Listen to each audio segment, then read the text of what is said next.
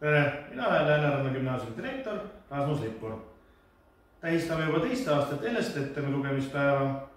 Täna loevad kõikide meie koolide klasside õpilased ette lõigu oma lemmikmuinasjutust. Mina valisin selleks muinasjutuks Hans Christian Anderseni Lumekuninganna. Mitmel põhjusel. Esimene põhjus on see, et see konkreetne raamat on trükitud täpselt sellel aastal, kui mina sündisin. Teine põhjus on see, et see on ilus lugu sellest, kuidas sõprus, headus võidab. Ja nüüd ma hakkan lugema. Nüüd tuisen ma soojadesse maadesse, ütles Lumekuninganna. Lähen vaatan neisse mustadesse kateldesse. Ta mõtles tuldpurskavaid mägesid, Etnat ja Vesuvi, nagu neid kutsutakse. Ma valgendan neid natuke, see kuulub asja juurde, pealegi toob see kasu sirvanitele ja viinamarjadele. Ja siis lendas Lumekuninganna minema.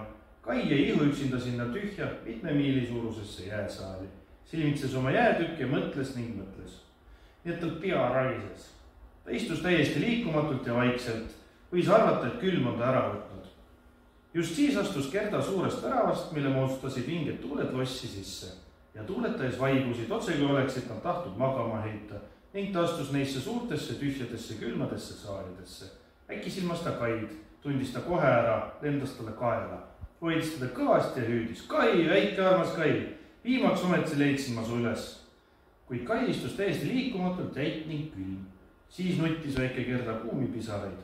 Need langisid Kai rinnale, tungisid tema südamesse, sulatasid jäätoombu üles ja hävitasid seal oleva väikese peeglikillu. Kai vaatas Gerdale otsa ja Gerda laulis nende laulu roosidest. Siis puhkes Kai nutma. Ta nutis nii, et peeglitükk veeres tal silmast välja. Ta tundis Gerda ära ja hõiskas. Gerda, väike armas Gerda! Kus sa nii kaua ometi olid ja kus mina olin, ta vaatas ringi. Kui külm siin on, kui tühi ja kõle siin kõik on. Ta surus end Gerda vastu ja Gerda nuttis ja naeris rõõmust. See oli nii liigutav, et isegi jäätükid hakkasid suurest rõõmust ringi tantsima ja kui nad ära väsisid ja maha heitsid, moodustasid nad just selle sõna, mida Lumekuninganna oli käskinud Kail kokku seada. Siis saab ta ise oma isandaks ning Lumekuninganna annab talle kogu maailma ja paari uusi uiske.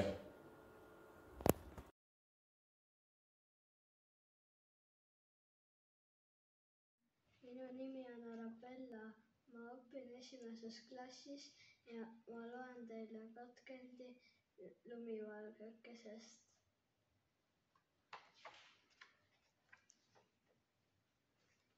Ühel talveööl sündis kuningaperre kaua oodatud tütar.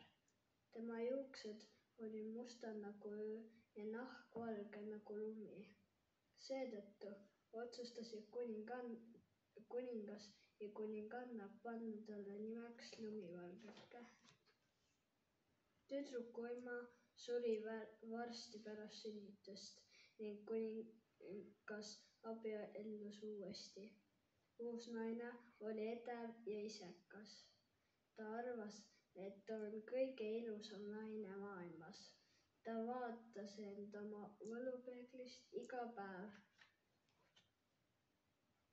Kurjale kuningannale meeldis peeglisse vaadata ja küsida peeglike seina peal, kes on kauneim ilma peal. Teie mu kuninganna, vastas peegel.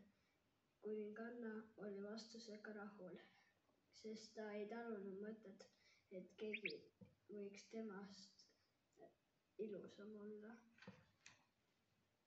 Aastad möödusid. Lumivalgeke läks iga aastaga aina ilusamaks. Kõik imetlesid tema kaunist välimust. Ainult Lumivalgekese võõrasema arvas teisiti. Ühel päeval, kui ta küsis peeglilt, kes on kauneim ilma peal, vastas peegel. Sinust veel ilusam naine elab selles lossis. Nüüdsest hakkas kuninganna Lumivalgekes vihkama. Ta hakkas sebitsema plaani, kuidas Lumivalgekesest lahti saada. Kuninganna kutsus teenri ja käskis tal Lumivalgekese sügavasse metsa viia. Metsas pidi teener Lumivalgekese maha jätma. Teener täitis käsu ja jättis Lumivalgekese metsa. teenril oli tüdrukust kahju. Enne lahkumist ütles ta: printsess, kui elu teile armas on, peitke ennast sügavasse metsa ja ärge enam tagasi tulge. Öö hakkas lähenema. Kohkunud printsess pidi endale ulualuse otsima. Korraga märkas ta väikest majakest. Ta koputas uksele, kuid keegi ei vastanud. Seetõttu otsustas ta sisse astuda. Ema tuli aru, kes see oli. Väike lõvipoeg jooksis koju, hüüdis õhinalt: ema, täna tuli meie mänguplatsile uus loomalaps ja kui jagas meist kõigist suurem ja kahe sabaga neist üks väike saba oli tal taga nagu meilgi. Teine suurem saba oli ees. Ta võttis suure saba jõest vett täis ja riitsis meile peale. Küll siis sai nalja rummaluke, ütles lõviema. See oli ju elevant. Mina olen Emily Pikkpõld ja mina olen Arabella Arva ja me loeme Jussikese 7 sõpra, mille kirjutas Silvi Väljal.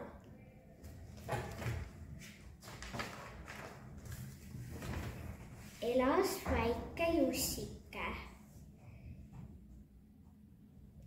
kelle väga meeldis pühapäev, kui tore oli hommikust õhtuni mängida ja hullata.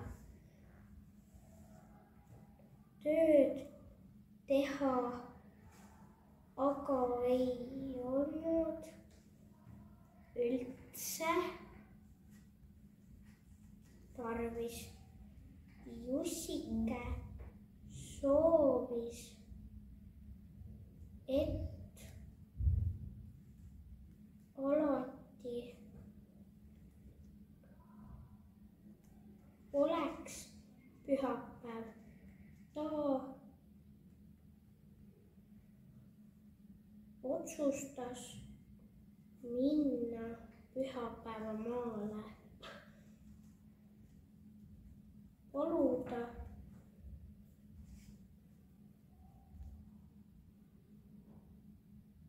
pühapäeva, et see iga päev tema juures oleks. Jussikese arvates pidid kõikide päevade maad asuma selle metsa kuhu päike igal õhtul kadus, sest kui Jussike järgmisel päeval ärkas, oli päike sealt alati uue päeva kaasa toonud. Nii asuski Jussike koos päikesega teele. Peagi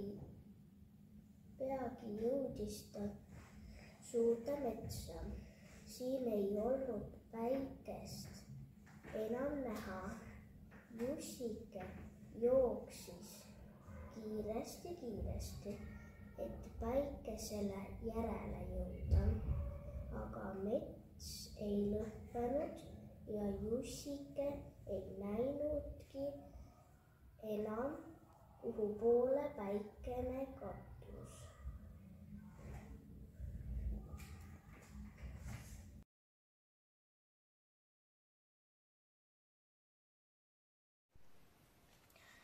Tere, minu nimi on Agata-Liisa, ma olen teises klassis ja ma õpin Varbla koolis. Ma hakkan teile lugema väikest Merineitsit. Enne muiste ajal elas Merineitsi, kelle nimi oli Koraliine, koos oma 3 õe ja isaga. Merekuningaga elas ta merepõhjas, korallidest ja merekarpidest lossis.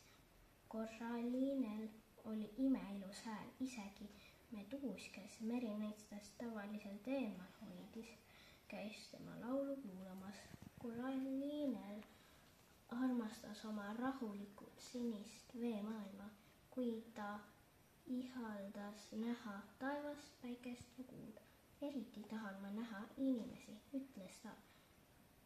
Nende elu on kindlasti väga huvitav. Sa võid tõusta merepinnale, kui oled saanud 15-aastaseks, vastas isa.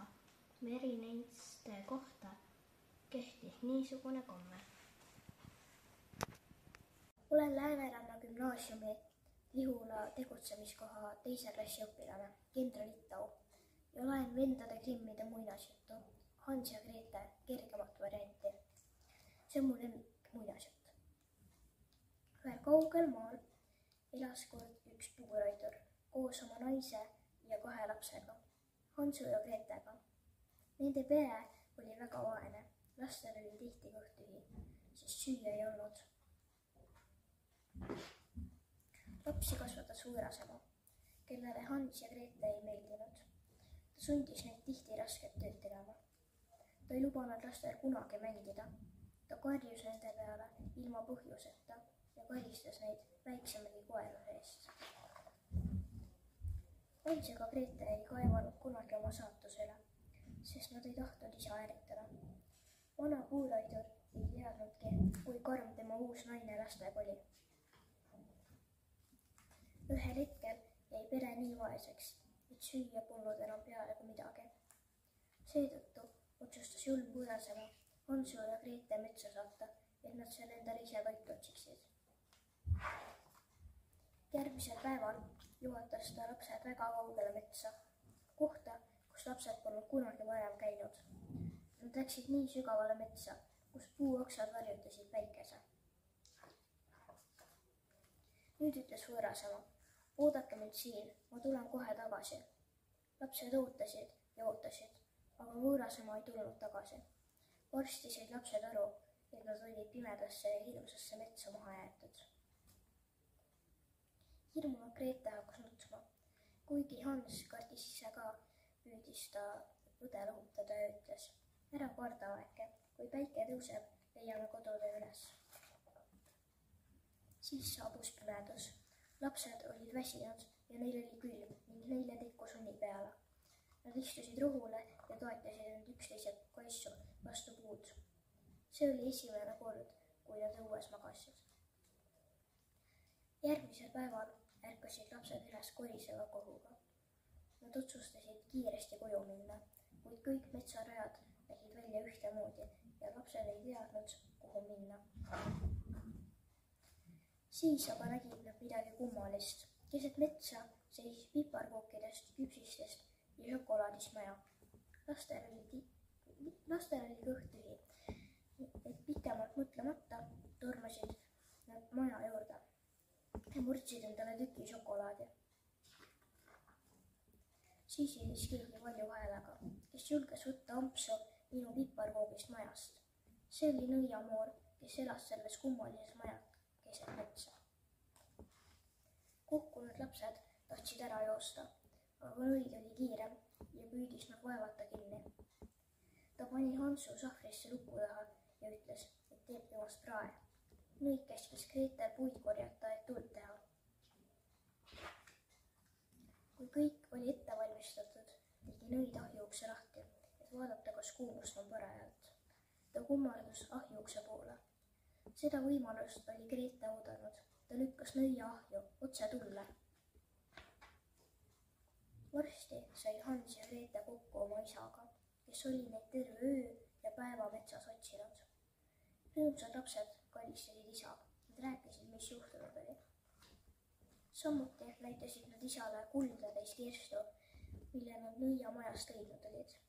See tegi lõpu nende vaesusele. Nüüd said Hans ja Grete veel palju aastaid õnnelikult elada. Nad ei pidanud enam kunagi nälga tundma. Tere, olen Kristel-Miia teisest klassist. Loen Aami Petersoni Kolm prints. Ükskord enne muistel ajal elas printsess, kellele meeldis mängida kuldse palliga. Ta soovis muudki palli kõrgele õhku loopida ja seda siis kinni püüda. Iga päev mängis ta tuttide viisi aias palliga, millelegi muule kui oma kuldsele pallile ta õieti ei mõelnudki. Ühel päeval otsustas ta vaadata, kui kõrgele jõuab palli visata. Ta viskas selle hästi kõrgele ja püüdis suurema vaevata kinni. See on liiga lihtne, leidis ta ja viskas selle veelgi kõrgemale, kuid ikka oli palli lihtne kinni püüda. Lõpuks võttis ta hoogu ja viskas palli nii kõrgele, et see silmist kadus. Kui pall alla langes, ei saanud ta seda kätte ning pall veeres eemale ja maandus lupsatusega lähedasse asuvasse tiiki. Printsess seisis tiigi serval, kuid ei näinud palli mitte kuskil. Anna andeks, et sind segan, printsess, ütles üks hääl. Aga ma võin su palli ära tuua. Printsess vaatas ringi, et näha, kes räägib, kuid ta nägi vaid väga libedat ja kärnast konna. Kas sina ütlesid midagi, küsis printsess, sest see oli võluaeg, kus konnad ja inimesed omavahel rääkisid. Jah, krooksatas konn. Ütlesin, et võin su palli ära tuua. Ma pole harjunud kärnaste konnadega rääkima, ütles printsess ninakalt. Mis seal ikka, ütles konn pahaselt, siis sa enam oma palli ei näe. Ja ta pöördus ning hüppas eemale. Oota, hüüdis printsess. Anna andeks, ole palun nii kena ja too mu palli ära. Ühel tingimusel, ütles konn, kui mina su palli ära toon, siis suudled sina mind. Printsess sai aru, et tal pole mingit valikut, kuna ta tahtis oma kuldset palli nii kohutavalt kätte saada ja nii jäi ta sellel tingimust vastumeelselt nõusse. Sebastian, ma olen teises klassis ja loen teile muinasjuttu Naarist. Elasid kord Eit ja Taat. Neil oli lapselaps nimega Mari ja koer nimega Pitsu ja kassipoeg nimega Miisu. Majas elas ka väike hiireke, sest Miisu ei tahtnud teda kinni püüda. Kord istutas Taat naari ja ütles, naaris kasva suureks ja maitsvaks. Naaris kasvaski enne olematult suureks ja maitsvaks. Taat proovis naarist maast välja tõmmata, tirisid ja tõmbasid, aga naaris ei tulnud maast välja.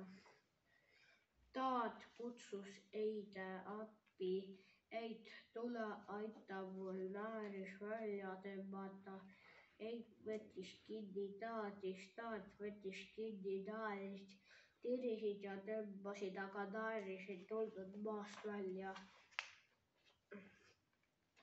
Eit kutsus lapselapse appi. Mari, tule aita mul naarist välja tõmmata. Mari võttis kinni Eidest. Eit võttis kinni Taatist. Taat võttis kinni naarist. Tirisid ja tõmbasid, aga naaris ei tulnud maast välja. Lapselaps kutsus koera appi.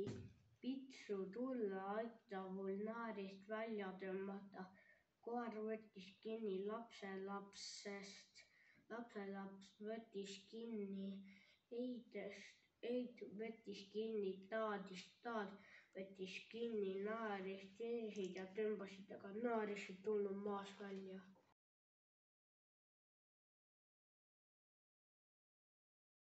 Ma olen Lihulast 3. klassist Juubemets ja loen teile Mehe pärisõnn raamatust Külaliste lööb.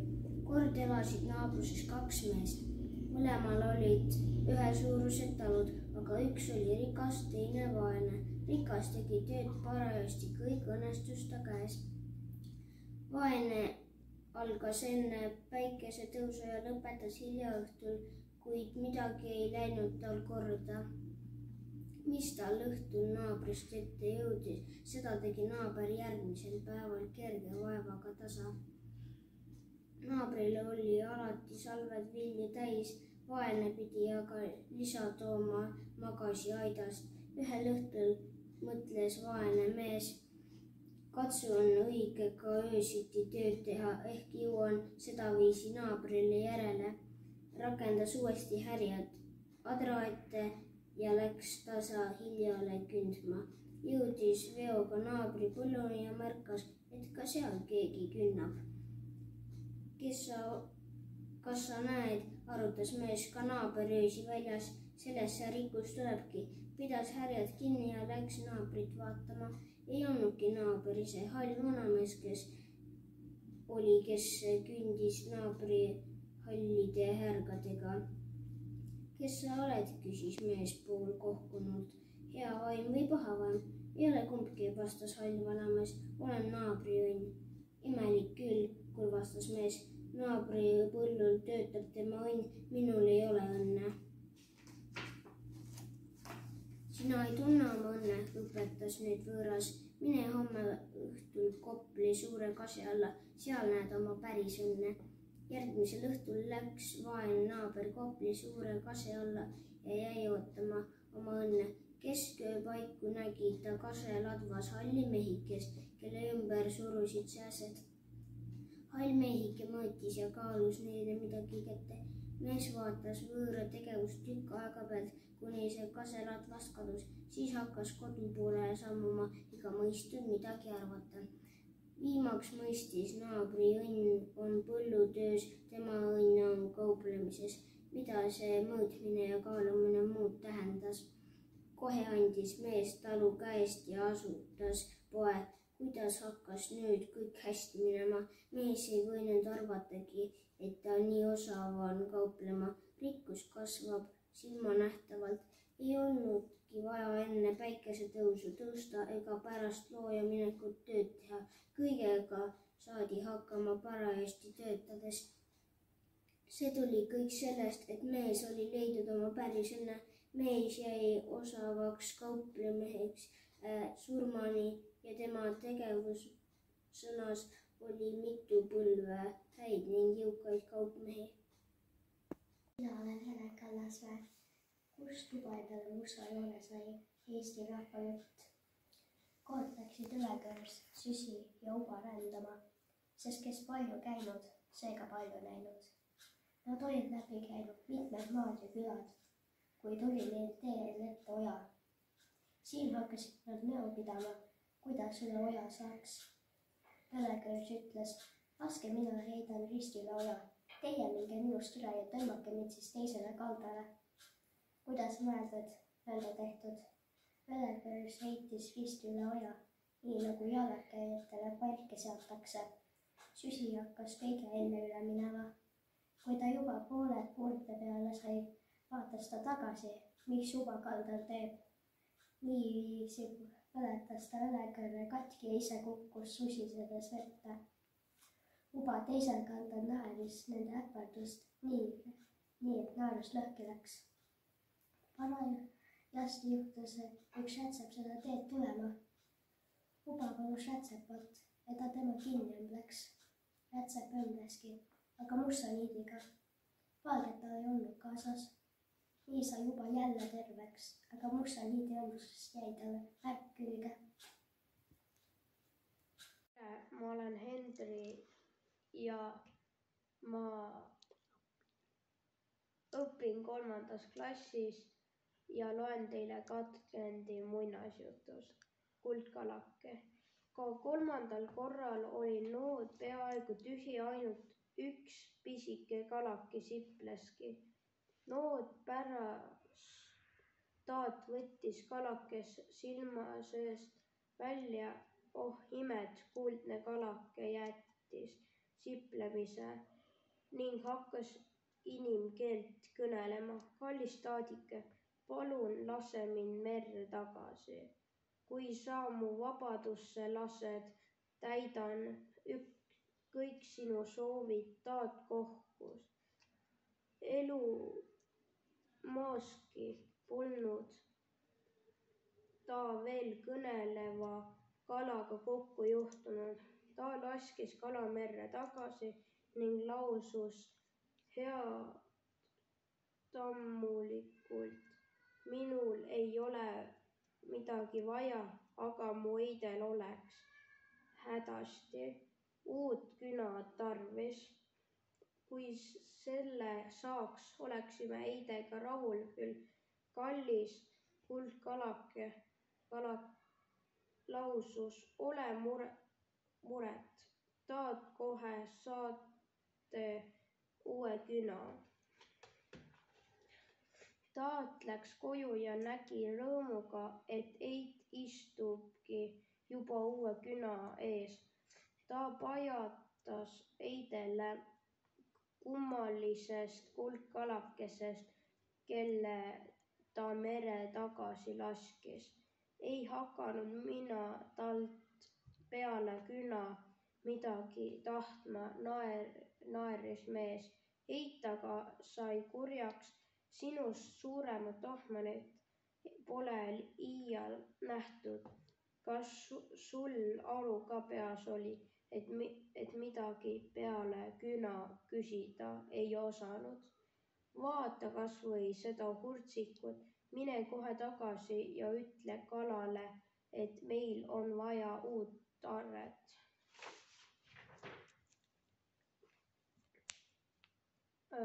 Kuid Andrus Kivirähk, mereröövel Lusikas. Lusikas otsustas hakata mereröövliks. Aitab igavast elust, kuulutas ta. ära on tüdanud see sahtlis vedelemine. Minust saab hirmus ühe jalaga mereröövel. Ahoi, kas sealt ei paistagi mitte üks taldrik? Koha lähen ja hakkan seda röövima. Laual oli tõepoolest ilmunud suur valge taldrik, ääreni suppi täis. Supi sees aga ujusid rahumeeli frikadellid, kartulid ja herned. Ükski neist ei osanud isegi aimata, milline hirmus oht neid ähvardab. Lusikas hiilis vaikselt taldriku ääre alla ning piilus sealt välja. Parajasti purjetasid temast juttu ajades mööda 2 kartulit. Kui mõnus soe supp. Kiitis üks. Küll on hea selle sees ujuda. Tõsi jutt. Arvas teine. Ja kui vaikne siin on, lainet pole ollagi, küll on rahulik ja hea. Ahaa! Rõigatas nüüd Lusikas ja kargas pea ees supi sisse. Eksite, kullakartulid. Ei ole siin midagi rahulik. Kas te ei näe, et siit tulen mina, hirmus mereröövel, minu käest ei pääse? Supi sees puhkes paanika. kartulid, frikadellid ja herned püüdsid ennast lusika eest päästa ja ujusid killides ringi ratast. Lusikas ajas neid huilates taga. Paar paksu frikadelli katsusid vastu hakata, aga lusikas oli neist osavam ja püüdis rabelejad kinni. Andske parem heaga alla, hüüdis ta. Mina olen vahva mereröövel ja saan teid niikuinii kätte. Lõpuks oligi lusikas võitnud. Ainult üks hernes üritas veel taldrikust välja pääseda, aga lusikas kargas ligi ning võttis ka herne kinni. Supp jäi tühjaks ja üksnes lainetas pisut. Nüüd hakkas lusikas mõtlema, mida oma saagiga peale hakata. Kas viia see kõik mereröövli koopasse, arutas ta. Aga siis pean ma kõigepealt endale koopa otsima. Võib-olla kõlbab selleks suhkrutoos. Tead mis? Õpetas ligi jalutanud kahvel. Sa parim selline õilis mereröövel. Selline, mis jagub kogu rõõdu paravaestele. See mõte meeldis lusikale. Aga kust ma vaesed leian? Päris. Tere, minu nimi on Sandra Cecilie. 3. klass, vennad Grimmid, vennake ja õeke. Elasid kord vennake ja õeke, kes otsustasid oma kurja võõrasema juurest ära juusta. Nad kõndisid muudkui käsikäes edasi, kuni jõudsid õhtuks suurde metsa.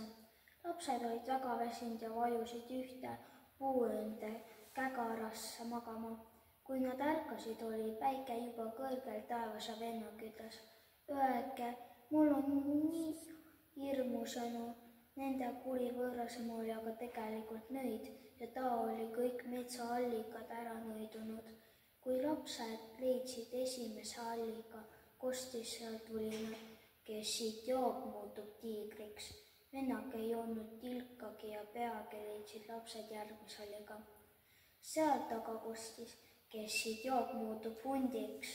Seepärast ootas vennake nii kaua, kuni nad leidsid 3. allika. Sealtki kostis vulinad, kes siit joob, muutub kitsaks. Aga vennake ei suutnud end enam tagasi hoida ja jõi allikas lonksukese. Samal hetkel seisis allika kõrval kitseke. Õeke hakkas nutma. Kuri nöö oli aga tige, et õeke polnud allikast joonud. Viimaks tegi õeke taimedest pehme nööri ja sidus selle kitsel ümber kaela. Nad läksid edasi üha sügavamale metsa, kuni jõudsid väikese majakeseni. See oli maja maha jäetud ja meeldis neile ning nad otsustasid, et jääda sinna elama. Kui kitsekes oleks olnud inimene, oleks see talle hästi sobiv. Aitäh! Olen Eevi ja loen teile Saabastega kass. Üks mölder oli jätnud oma 3 lapsele päranduseks ainult veski, eesli ja kassi. Vara sai ruttu jagatud. Selleks ei kutsutud kohale notaarius ega advokaati, sest need oleksid kehva päranduse peagi ära õginud. Kõige vanem poeg sai veski, keskmine sai eesli, kõige noorem sai ainult kassi. Viimane ei mõistnud oma kehva osa pärast kuidagi lohutust leida. Minu vennad, ütles ta, võivad endale ausalt leiba teenida, kui nad kokku jäävad. Aga kui mina olen kassi ära söönud ja tema nahast endale muhvi teinud, pean surema nälga. Ehkki kass kuulis tema sõnu, ei näidanud ta seda välja ja ütles väärikal ilmel: Ärge heitke meelt, isand, andke mulle kott, laske mulle paar saapaid teha, et ma saaksin võsas käia ja küll te näete, et teie jagu polegi nii halb, kui teile praegu paistab. Olgugi, et kassi isand sellele suuremat lootust ei andnud, oli ta ometigi näinud, kuidas kass oli osavalt trikkidega rotte ja hiiri püüdnud. Kas jalgupidi rippudes või jahuses surnud teeseldes ja ta ei kaotanud päriselt usku, et võib kassi abiga viletsusest pääseda. Kui kass oli nõutud asjad saanud, tõmbas ta saapad südilt jalga, riputas koti kaela, võttis kotinöörist esikeppadega kinni ja läks jäneseaeda. Sirutas enda välja nagu kuulnu ja jäi ootama, et mõni nooruke küülik, kel selle ilma kavaluse veel teadmata, tuleks ja hakkaks ta kotti tuhnima ning sööma seda, mis ta sinna pannud. Vaevad sai kass pikali heita, kui tasu oligi käes. Noor tuisupea küülik puges kotti ja kassi-isand tõmbas kähku nöörid kinni. Võttis küüliku ning tegi talle halastusteta otsa peale. Täis uhkust oma saagi üle läks ta kuninga juurde ja palus ennast jutule võtta. Kass juhatati tema majesteedi vastuvõtusaali, kus ta sisse astus ja tegi kuninga ees sügava kummarduse ja ütles: Majesteet, härra Marquis de Carabas. Selle nime pani kass isandale omast peast. Tegi mulle ülesandeks tuua teile see küülik tema jäneseaiast. Ja sellega lõpeb, peate ise edasi lugema.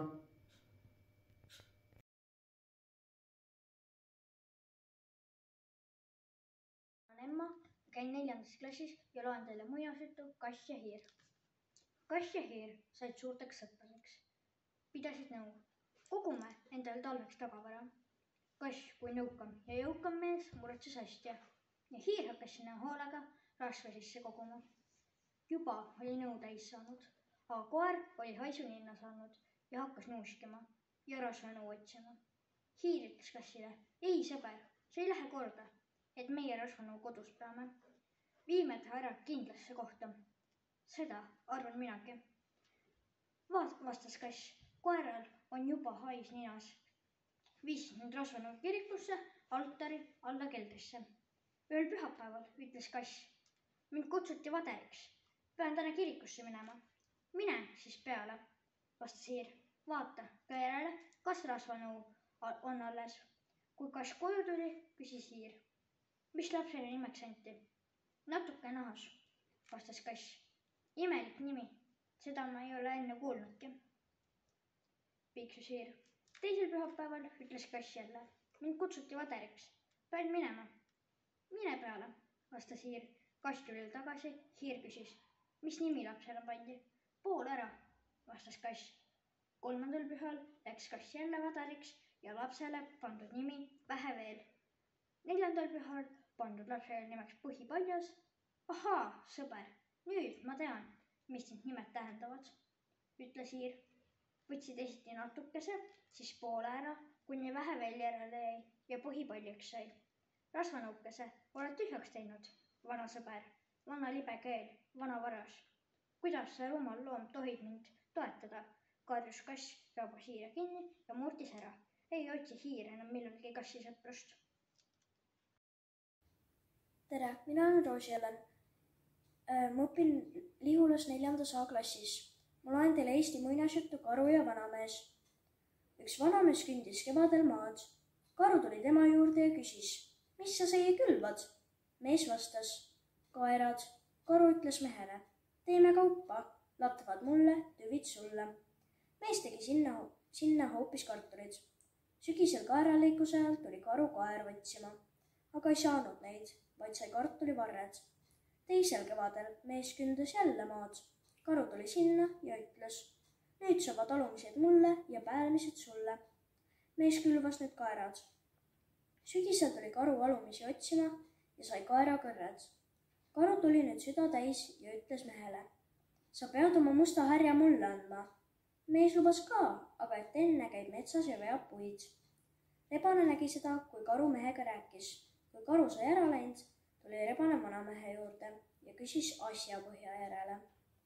Mees rääkis kõik, kuida lugu on. Rebane lubas teda aidata, kui ühe kotitäie tibusid temale ka toob ja kubupeergu. Karu tuli tähendatud päeval metsa, aga rebane tuli enne ja mässis peerud rebase ümber ja ühe peeru võttis kätte. Karu tuli ja ütles: anna härg nüüd siia. mees palus karu vähe oodata, nii kaua kui rebane sinna tuli. Karu nägi rebast ja küsis, kes see on? Mees vastas, Kroono metsavaht. Karu tahib lentima panna, vanamees keelas ja ütles, käi külita siia maha, tema arvab kännu olema. Karu tegi ka seda. Rebane tuli ja küsis vanamehe käest, mis see siin maas on? Vanamees vastas, känd. Miks siis kännuloksud külles on? Need tarvis ju maha raiuda ja kirves peeta ju kännu sees. Karu tegi suu lahti, et vanamees paneb kirve suhu, aga see lõi pea otsast ära. Nüüd läks mees kodunt tibusid tooma, aga pani koti sisse 2 suurt koera ja vei rebase juurde. See ütles, need ei ole tibud, vaid koerad. Mees vaidles vastu, et need on tibud. Rebane ütles, lase siis lahti, küll mina nemad kätte saan. Vanamees lasi koerad lahti. Need sibasivad rebasele järele. See sai viimaks ühte õõnsasse puusse. Tema küsis sääl silmade käest. Mis teie tegite? Need ütlesid, vahtisime, kuhu pagu saab, aga esimesed jalad, mis teie tegite? Läksime sinna, kuhu silmad näitasivad. Tagumised jalad, mis teie tegite? Läksime esimestele järele, aga saba, mis sina tegid? Mina tüürisin. Vai sina tüürisid ja andas saba koerte kätte ja sabaga ühes ka ennast. Mina olen Eeva, käin 4. klassis ja Vargla koolis. Loen muinasjuttu Imelik maa, kuidas üks vigurimaid sisse kukkus. Kord oli kuningas Jahil. Ta oli väga tagasihoidlik ja hea valitseja. Kõiki aitas ja toetas. Kõigi vastu oli ta lahke. Ainsad asjad, mille üle ta vihastas, olid mured, vastuvõtmised ja auavaldused. Nende eest põgenes ta igal pool ja kui sai, hoidus ka oma hoovkonnast ja selle säravatest kommetest. Seekord oli ta krahvide, baronide ja hertsogide eest pakku saanud pugeda metsa, sõites oma teenrimuntsiga ringi küttides hirvi ja metsigu. Kuid jahimees polnud suurt õnne. Üks vana kitsmine lihav, kõva kui saapad alt oli nende ainus saap. Seepärast ütles kuningas, kuule munts, mine õige lähemasse külla, too veidi toidukoolist. Mina ise ei taha kaasa tulla, hakkavad elagu laulma ning pärki ja lippe mäedele liputama. Ja pealegi peab niisugusel juhul hirm tõesti sööma. Seda ma aga tõesti ei taha. Mulle jätkub leivapetsist ja praetub kannast, mis sa külast tood. Munts hüppas hobusele ja kihutas lähedal asuvasse külla. Varsti läks tal korda söögikoolist osta ja ta pööras tagasi. Teen nägi Munts suurt ilusat tamme ja kuna päev oli nii hirmus varav, siis otsustas Munts vähegi puhata. Istudes tundis ta aga selgesti, kui tühi ta kõht oli ja praetub kana sadule taskus, mille ta padjana peale oli saanud lõhnast nii meeldivalt. Munts võttis kana ja kiskus ühe koiva küljest, aga mõtses selles hästi. Noh, nüüd aitab ka, mõtles Munts siis. Istus rasule ja sõitis kuninga juurde mõlgutas mõtteid, et mida küll kuningale luisatama. Kuidas siis kannal ainult üks koiv on, päris valitseja süües. Üks vastas teener. Siin maanurgas on kõigil kanadel ainult üks koiv. See on niisugune imelik maa. Kuningas naeratas, kui ei lausanud sõnagi. Õhtul sõitsid nad ühest talust mööda, üks uks oli lahti ja sealt passid õrren magava kana. Kõigil ainult üks jalg. Vaata, kuningas, soorastas Munts. Kõigil on üks jalg. Kuningas vastas, näen küll, võttis taskust lõunasöögist ülejäänud koorukesi ning maa vaatades hüüdis tibu-tibu ja silmapilt kasvas kanadele teine jalg juurde. Imelik maa tõesti, hääletas kuningas. Aga härra kuningas, ütles Munts, miks te lõunasöögi kanale tibu-tibu ei hüüdnud? Vahest seda oleks temalegi teine jalg juurde kasvanud.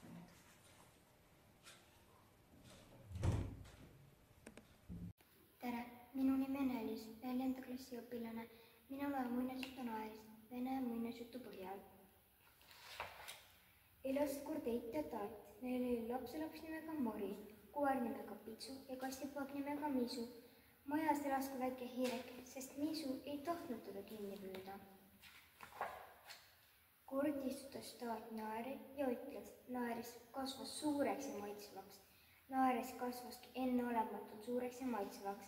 Taat proovis naerist maast välja tõmmata. Terisi tõmbas, aga naeris ei tulnud maast välja. Taat kutsus Eidi appi. Eit, tule aita mul naerist välja tõmmata. Eit võttis kinni Taadist. Taat võttis kinni naerist. Terised tõmbasid, aga naeris ei tulnud maast välja. Eit kutsus lapselapse appi. Mari, tule aita mul naerist välja tõmmata. Mari võttis kinni Eidest. Eit võttis kinni Taadist. Taat võttis kinni naerist. Terised tõmbasid, aga naeris ei tulnud maast välja. Lapselaps kutsus koera appi. Pitsu, tule aita mul naerist välja tõmmata. Koer võttis kinni lapselapsest. Lapselaps võttis kinni Eidest. Eit võttis kinni Taadist. Taat võttis kinni naerist. Terised tõmbasid, aga naeris ei tulnud maast välja. Pitsu kutsus Miisu appi. Miisu, tule aita mul naerist välja tõmmata. Kassipoeg võttis kinni koerast. Koer võttis kinni lapselapsest. Lapselaps võttis kinni Eidest. Eit võttis kinni Taadist. Taat võttis kinni naerist. Terised tõmbasid, aga naeris ei tulnud maast välja. Miisu kutsus hiire appi. Väike hiireke, tule aita mul naerist välja tõmmata. Hiir võttis kinni kassipoegast. Kassipoeg võttis kinni koerast.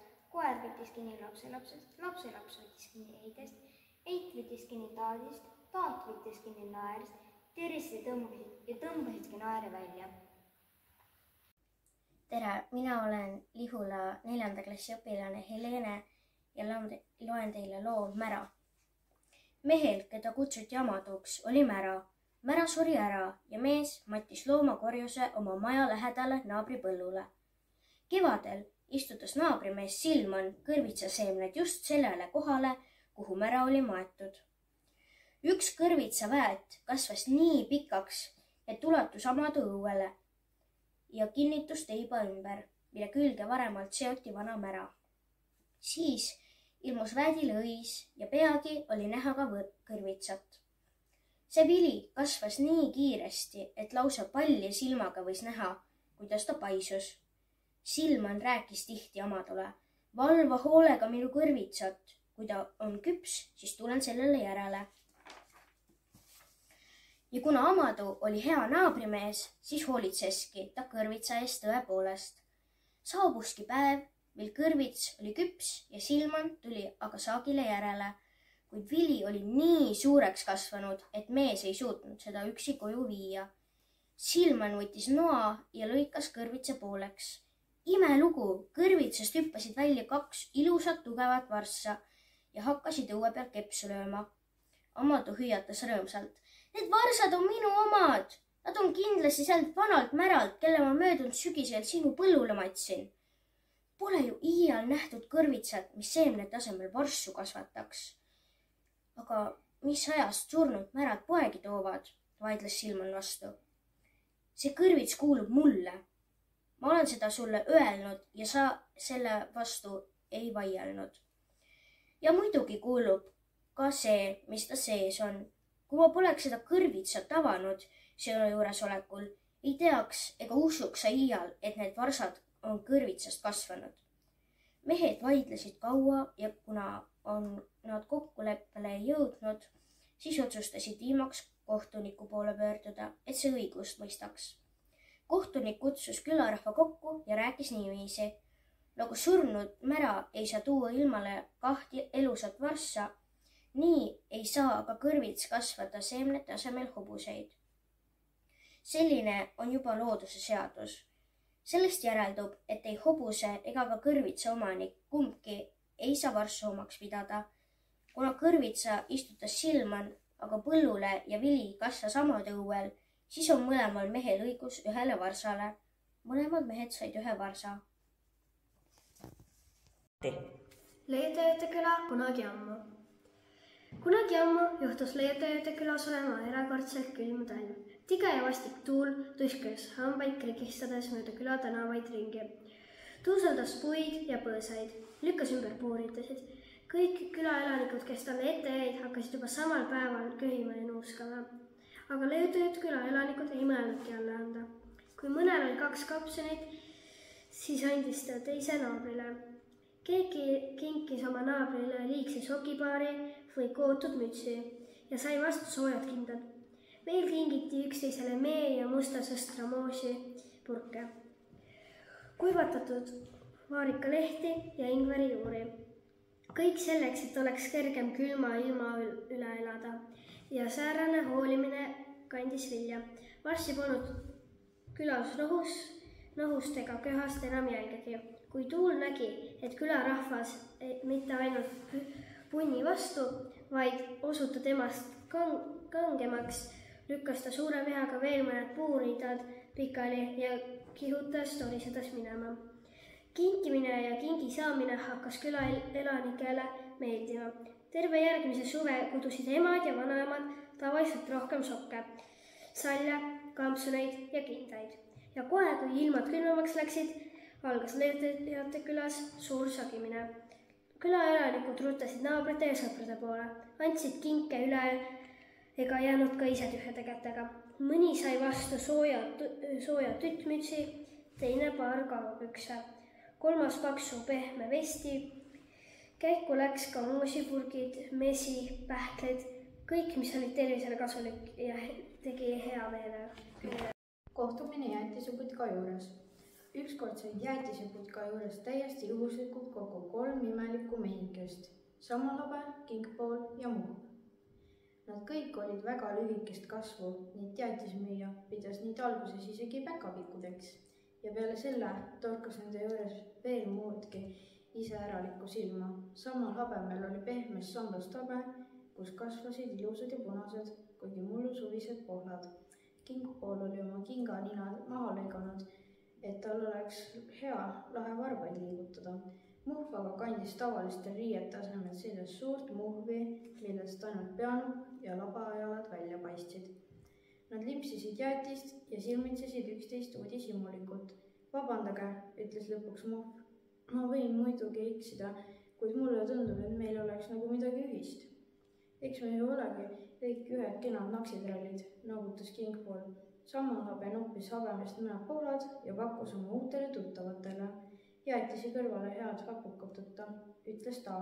Kui mu ettepanek õhk liiga pealetükkiv ei ole, siis võiksime veel teine kordki kokku saada, rääkis Muhv. Keedaksime kakaod ja puhuksime mõne sõna juttu.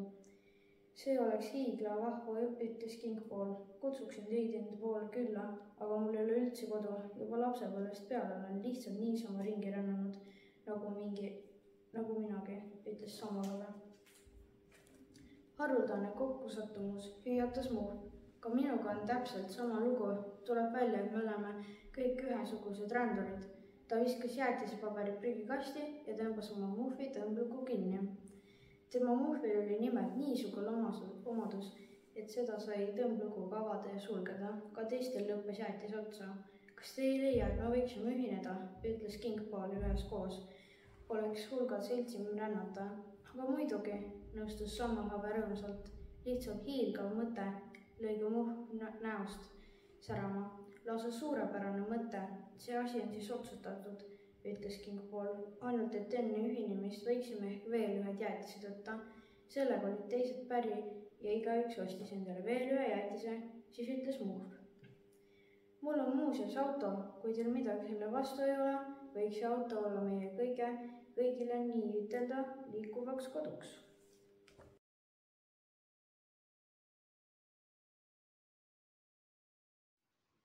Tere, mina olen Kristina ja ma õpin 5. klassis ja ma loen teile täna muinasjutu Kaaren ja juust. Metsa poole perenaine oli teinud suure juustu ja viinud selle välja maja nurga prakku pistetud lauale kuivama. Mõõda lennud Kaaren märkas seda ja andis kohemaid perenaisele kavanud nõu. Perenaine, pane vikot juustule peale, muidu tuleb vares ja tassib selle minema. Perenaise meelest oli nõu hea ja ta läks vikatit tooma.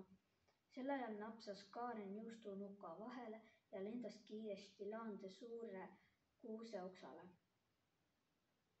Rebane märkas Kaarnat ja lippas kähku kuuse juurde, mille otsas Kaaren oma juustuga istus.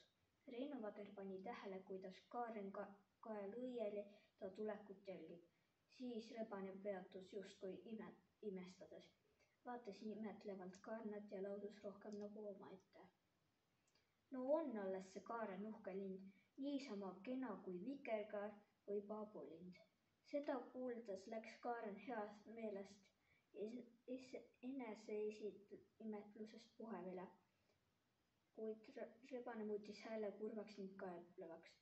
Öeldes kahju vaid, et tal pole lauluhäält, tema kraaksimine on koletum kui karu kisendamine. Seda kuuldes Kaaren jahmus, kuid rebane jätkas oma kavalat juttu. Kui tema teakski, et tal tõesti on lauluhäält, siis teeksin tast kõstri, aga mis sa tühjagi teed? Vihastades karjus Kaaren. Kraaks, mul on lauluhääl. Loomulikult kukkus niimoodi juust ta nuka vahelt maha ja otse puu alla istuva rebase suhu. Häbistatult jäi Kaaren oksale oma rumalust kahetsema, aga rebane pistis juustu kähku nahka ja jooksis heatujuliselt minema. Tere, mina olen Melissa, Varssavi 5. klass, tulipunane lilleke. Ühel maal ühes riigis elas kord rikas kaupmees, nimekas mees. Palju oli tal igasugust vara, kaugelt võõrsilt toodud kalleid kaupu, pärleid, vääriskivi, kulda ja hõbedat. Kaupmehel oli 3 tütart, kõik 3 imeilusad, noorim neist aga kõige kaunim. Kaupmees armastas oma tütreid rohkem kui kogu oma vara, rohkem kui pärleid, vääriskive, kulda ja hõbedat, sest ta oli lesk ja tal polnud kedagi armastada. Vanemad tütred olid talle kallid, noorim aga kõige kallim, sest ta oli õdedest ilusam ja isa vastu kõige lahkem. Kord hakkas kaupmees äriasjus mere taha kaugetesse maadesse, võõrastesse riikidesse sõitma ja lausus oma kallitele tütretele. Tütrekesed armsad, tütrekesed kallid, tütrekesed kaunid. Ma sõidan oma kaupmehe asjus kaugete maade taha võõrastesse riikidesse. Olema teel kaua või vähe aega, seda ma ei tea. Käsin teil elada ilma minuta vaikselt ja kombekalt. Ja kui te elate ilma minuta vaikselt ja kombekalt, siis toon teile kaasa niisuguse kingituse, mida ka iganes soovite. Annan teile 3 päeva mõtlemiseks, et te siis mulle kostaksite, mida teie süda ihaldab. Tütred mõtlesid 3 päeva 3 ööd ning tulid siis isa juurde. Isa hakkas neid küsima, missuguseid kingitusi nad soovivad. Vanem tütar kummardas ja isa ees maani ja lausus esimesena. Minu lugupeetud ja armas isa, ära too mulle kuldset ja hõbedast, kangast ega Siberi musta soobil nahku ega kauneid pärleid. Too mulle kullast ja kalliskividest peaehe, niisugune, et selle kivides säraks valgust nagu täiskuust, nagu palavast päikesest ja et nad teeksid likase öö niisama valgeks kui hele päev. Auväärt kaupmees jäi mõttesse ja ütles siis: olgu nii, mu kallis ja hea armas tütreke, toon sulle soovitud ehte. Tean meretaga seesugust inimest, kes mulle särase ehte muretseb. See ehe on olemas ühel võõrmaa kuninga tütrel ja see on ära peidetud kivist kambrisse. Kamber ise asub kõrgel kalju sees, 3 sülla sügavuses, 3 raudukse ja 3 kõva tabalukku taga. Töö tegemist on sellega palju, aga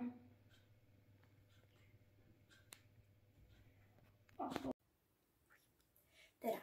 Mina olen Lihula 5. klassi õpilane Loreen Pikmets ja loen teile täna Eno Raua lugu Elupäästja. Väikesel hiirekesel tekkis mõte oma naabri peresse, sõbrale, teisele väikesele hiirekesele natukeseks külla minna. Mõeldud tehtud. Hiireke puges keldrist kööki, köögist esikusse ja esikust õue. Harjumatult hea valgus pani ta alguses silmi vidutama, kuid õige pea märkas ta rohelist õueväravat, lippas väravalt läbi ja hakkas mööda kitsukest teerada naabri pere poole kudima. Korraga kuulis hiireke otse teeraja kõrvalt rohu seest, ähvardavalt kahinat ning hetke pärast oli täis piklik, vingeldav, ilma jalgadeta loom, kelle külmade silmade raske pilk tegi keha nõrgaks. Hiireke ei olnud oma elus veel ühtegi madu näinud, kuid keldris oli ta kuulnud elukogenud hiirevanade jutte madudest ja seepärast tundis ta nüüd natuke imeliku silmajälgedeta loomas eksimatult ära rästiku. Just nagu kohale naerutatud, tardus hiireke liikumatult paigale. Või siis niisugune oligi rästik, see kohutav mürgihambaga mõrtsukas. Hiireke tahtis juba hirmu pärast silmi kinni pigistada, kuid äkki äratas ta tähelepanu turtsumine ning ta märkas kiiresti lähenevat siili. Siil oli elu jooksul nii mõnegi maaga jõudu mõõtnud ning ka nüüd tormas ta rästikule julgelt kallale. Veel üks silmapilk ja juba oligi madu siilil torjapidi hammaste vahel. Siil raputas ta nagu kaltsu ja heitis ta siis kõrvale. See oligi mao lõpp. Hiireke lõi rõõmust üleni särama. Oi kallis siil, hüüdis ta õnnelikult. Kuidas ma saaksin sulle su heategu tasuda? Siil aga mõtles hetke ja pobises. Kõige parem tasu oleks see, kui sa oleksid nii lahke ja lubaksid mul ennast ära süüa. Hiir oli rabatud. Kas tõesti oli äsjane abimees korraga vaenlaseks muutunud? Kas tõesti võis õnn nii petlik olla? Liiga palju palutud. Piiksus hiir õnnetult. Siil aga imestus. Kuidas palun? Mina pääsin just sinu elu, kuid sina ei luba mulle täna tahaks isegi mitte pisukest maiuspala. No tead, piiksatas hiir uuesti. Ükskord päästsid sa tõesti mu elu, kuid teist korda pean ma seda ise tegema. Ta pistis jooksu ja pääseski siili käest terve nahaga. Edaspidi naabrite poole külla minnes hoidus hiir alati nii rästiku kui ka siili eest ettevaatlikult kõrvale. Ma olen Cassandra Konstaabel. Ma õpin Koonga õppekohas. Ma olen 5. klassis. Ma loen muinasjutu Katkendi uinu kaunitarist. Ühes kauges kuningriigis sündis kord oodatud printsess. Kuninga perre kutsus ristimisele 7 haldjat, et nemad last kõige heaga õnnistaksid. Pidusöögile ilmus ootamatult üks vana haldjas, kelle kõik arvasid ammu surnud olevat. Istus lauda ja nõudis samasuguseid kullast lauanõusid kui kõigil teistel haldjatel. Rohkem kullast nõusi polnud paraku kuskilt võtta. Haldja tundis end solvutuna ja pomises mõned hoiatussõnad. Kardina varju peitunud noorim haldjas aga juhtus teda pealt kuulama. Haldjad jagasid järgemööda lapsele õnnistust ja kõiksugu ande, kuni jõudis kätte vimma kandva vanaide kord, kes lapsukese ära needis. Ta lubas, et kord tuleb päev, mil tüdruk õmblust nõelaga sõrme torkab ja sureb. Seepeale lausus noorim haldjas, ma ei saa nõidust maha võtta, kuid saagu nii, et tütarlaps ei sure, vaid langeb 100-aastasse unne, vaid tõeline prints suudab ta taas äratada. Nii, minu nimi on Birgitta Roos ja mina loen teile Tipp-Täpp ja 3 jänkupoissi Uuna Leies. 3 jänkupoissi läksid linna kapsapirukaid ostma. Neil kõigil olid jalas uhiuued traksidega püksid. Ühel sinised, teisel punased ja kolmandal rohelised. Jõudnud linna serval asuval laia risteeni, kus igast suunas kihutasid autod, trammid, mootorrattad, bussid. Jäid jänkud õnnetute nägudega kõnniteele seisma ega julgenud enam sammugi astuda. Kuidas me küll üle tee saame? Muretsesid nad. Siiski märkas roheliste pükstega jänku sõidutee serval mingit imelikku lambikest, kus vaheldumisi põlesid punane, kollane ja roheline tuli. Mis see veel on? Vaatas ta suuril silmil sõprade poole. Sõbrad laiutasid käppi ega ei osanud midagi vastata. Just selle hetkel moondus otse jänkude ette sõbralik tuvi ja selgitas. See, seal on foor, mis näitab kõigile, millal tohib minna üle söödutee. Jänkupoisid pöörasid pilgud uuesti foori suunas. Nüüd põles kollane tuli. Just nagu päike, imetlesid nad. samas süttis fooris punane tuli ning roheliste pükstega Jankupoiss lükkas. Oi, vaadake, punane! Kuid kõik tuled kollane, punane, roheline olid mitu korda nähtud. Tahtis punaste pükstega Janku Tuvilt küsida, millal siis tohib üle sõidutee minna, aga Tuvi oli juba kõrgele katuseharjale lennanud. Roheliste pükstega Janku tuli heale mõttele. Mina arvan nii, kui põleb roheline tuli, võin üle minna. Üle sõidutee, sest mul on jalas täpselt sama värvid püksid. Süttis roheline tuli ja ta lippaski 1, 2, 3 üle laia sõidutee. Aga millal meie võime minna üle sõidutee, küsis siniste pükstega Janku punaste pükstega Janku käest. Mina lähen siis, kui seal põleb minu pükste värvi tuli. Pärast kollast süttiski fooris jälle punane tuli ning hetkegi mõtlemata tormas punaste pükstega Janku teele. Oh, seda autopidurite raginat ja tuututamist, mis nüüd lahti läks. Korra pealt valitses sõidutee sõnulesematu segadus. Ikka punaste pükstega Jankut polnud enam nähagi. Mis nüüd küll saab? Ehmus teine teisel pool teed seisvad Jankud. Tänu osavatele autojuhtidele lõppes kõik siiski õnnelikult ning juba haaraski roheliste pükstega Janku hirmust väriseva sõbra oma pehmete käppade vahele. Siniste pükstega Janku muutus rahutuks. Millal ometi sinine tuli fooris põlema hakkab? Ja tõepoolest vaata kaua tahad, sinine tuli seal küll põlema ei hakka. On ikka ainult roheline, kollane, punane ja jälle roheline, kollane, punane. Kes teab, kuidas see lugu oleks lõppenud, kui Tipp ja Täpp poleks õigel ajal Jankule appi tulnud. Üle sõidutee võib minna ainult rohelise tule all. Ütles tule ajal ei tohi mitte keegi sõiduteele astuda. Tule ajal ei tohi mitte keegi sõiduteele astuda. Neid sõnu kuuldes vajusid Jankupoisi kõrvad lonti. Ta kummardas mukulaste lähemale ja küsis, kas siis pükste värv ei tähenda midagi. Ei tähenda, naersid Tipp ja Täpp. Jankupoisil oli piinlik ja ta tundiski, kuidas kõrvalistad hakkasid ühetama. Tipp märkas seda ja viis jutu teisele. Kas lähete pirukaid ostma? Jaa, kapsapirukaid, naeratis Jankupoiss nagu natuke kohmetult ning piilus silmanurgal teisele pool teed seisvate sõprade pool. Siis peab kiirustama, arvas Tipp ning Täpp lisas oma poolt.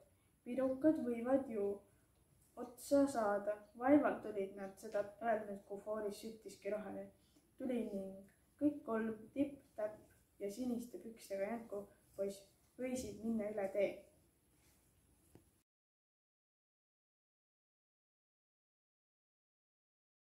Liisa Sutt ja ma õpin Koonga õppekohas 6. klassis ja mina loen teile täna katkendit Lumivalgeke ja 7 pöialpoissi. Saabus öö, teener aga ei tulnudki tagasi. Lumivalgeke hakkas haledasti nutma.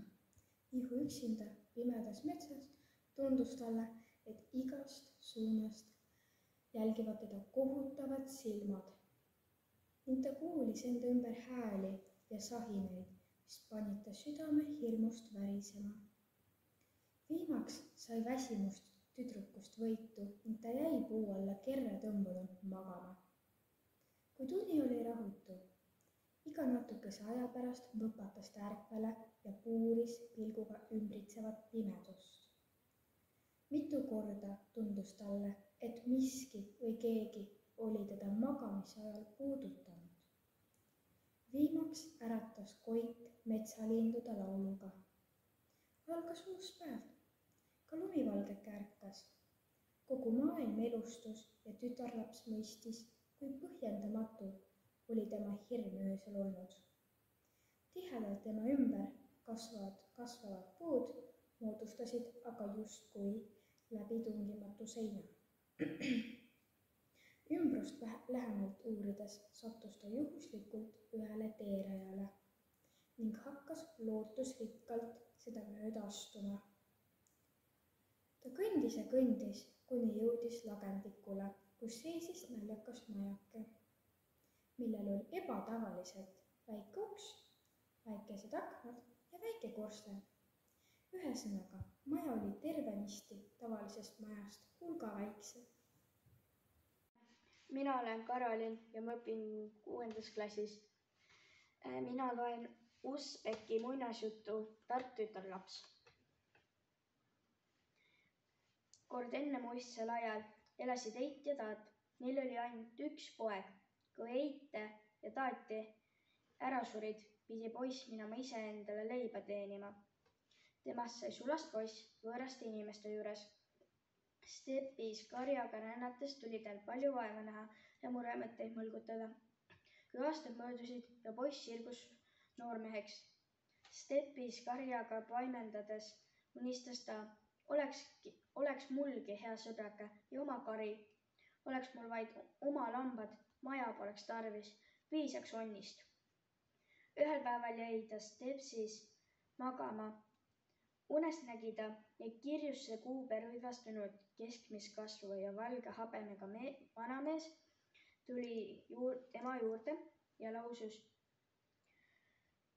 Noormees, ütle, mida sa endale sooviks.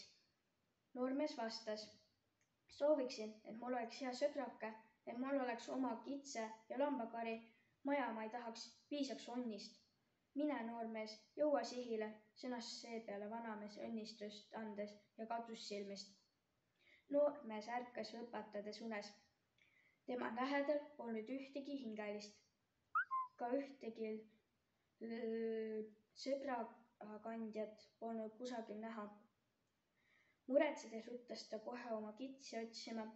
Otsides ja edasi minnes jõudis ta viimaks ühe mäeharjale ja nägi mäe teisel nõlval telki. Noormees hakkas telgi poole minema. Samal ajal astus telgist välja kaunis tütarlaps ja jäi teda ootama. Noormehe lähenedes pööras tütarlaps oma pilgu tema poole ja tervitas. Tere tulemast, noormees. Seda, kuidas lugu edasi läheb, seda loete raamatust ise.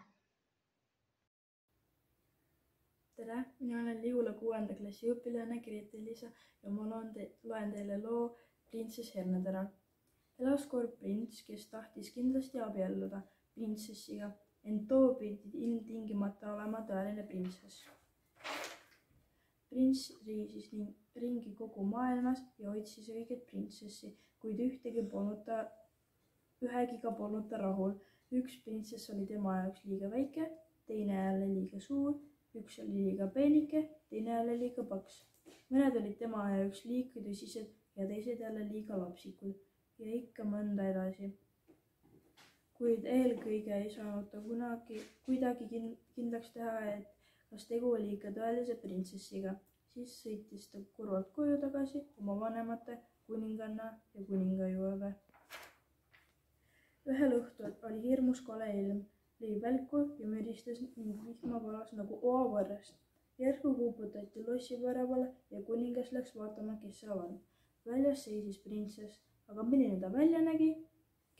Vesi voolas tal juukseid ja riideid midi alla otse kinganinnade sisse, ent vaatamata sellele ta väitis, et on tõeline printsess. Seda saame näha, mõtles kuninganna, aga ei öelnud midagi. Ta läks hoopis külaliste magamistuppa, võttis voodiriided ära ja pani madratsile ühe hernetera.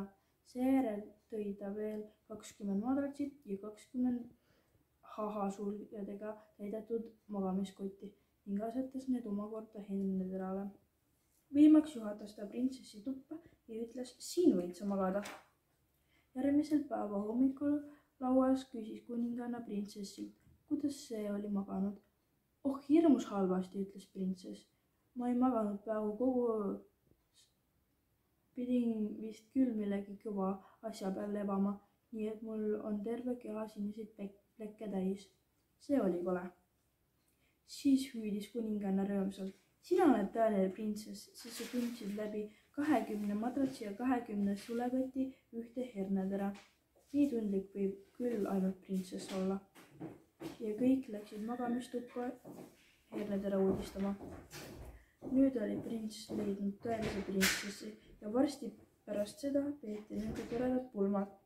Hernetera pandi aga varakambrisse, kus see peaks veel tänapäevalgi näha olema, kui just keegi pole seda vahepeal ära võtnud. Tere, mina olen Koonga õppekoha koordinaator Mare ja loen teile katkendi jutust Suur-Peeter ja Väike-Peeter. Rikkal mõisaääral oli 2 orja. Esimene oli suur ja pikk kui mürakas ning tema nimi oli Suur-Peeter. Teine oli väike ja kõhnake nagu poisike ning tema nimi oli Väike-Peeter. Saadeti kord mõlemad Peetrid metsa puid raiuma. Anti kummalegi ka oma leivakott kaasa, kus terve päeva jaoks moona oli. Mehed raiusid tugevasti puid, et pea suitses otsas. Nälg aga hakkas kõhtu näpistama.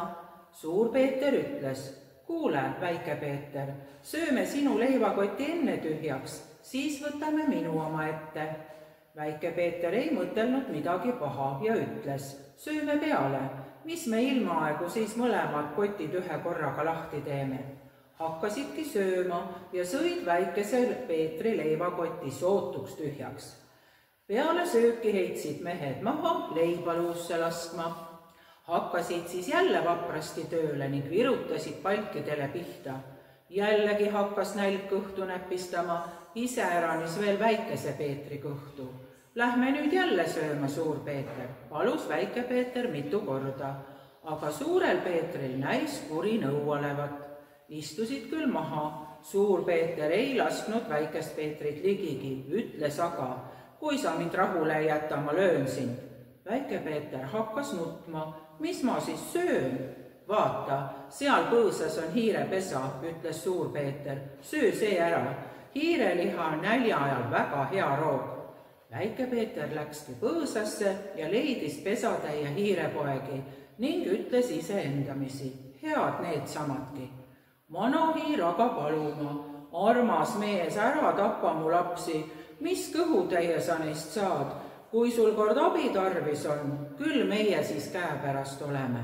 Väike-Peeter mõtles ka, saan mina teist nüüd söönuks või suren ma teie pärast nälga. Minu pärast magage siis pealegi. Kannataski väikemees õhtuni nälga ning läksid siis koju. Teisel päeval saadetakse mõlemad orjad jälle metsa puid raiuma, kummalgi mehel oma leivakott kirvevarrega seljas. Mehed nüüd jälle metsas ja paugutavad palkidele pihta. Nälg ka jälle kõhtu näpistamas. Suur-Peeter ütleb, Väike-Peeter, sööme nüüd sinu leivakoti jälle tühjaks, siis võtame minu oma ette. Väike-Peeter mõtles, ega ta täna ometi niisugune kelm või olla kui eile ja ütles, noh, sööme pealegi. Aitäh!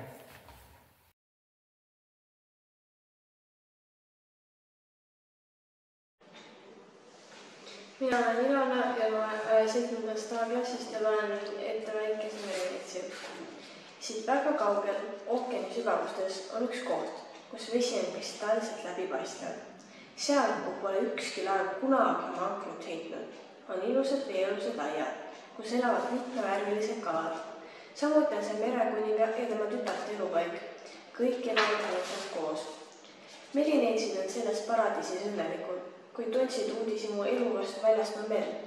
Nad ootasid kannatamatult oma 15. sünnipäeval, sest sel päeval said nad loa tõusta veepinnale. Kõige noorem kuningatütar unistas inimmaailma tundma õppimisest. Lõpuks jõudiski kätte suur päev. Päike oli vaevu loojunud, kui väike merineitsi pea veest välja pistis. Ta nägi esimest korda elus taevast, millest särasid tähed.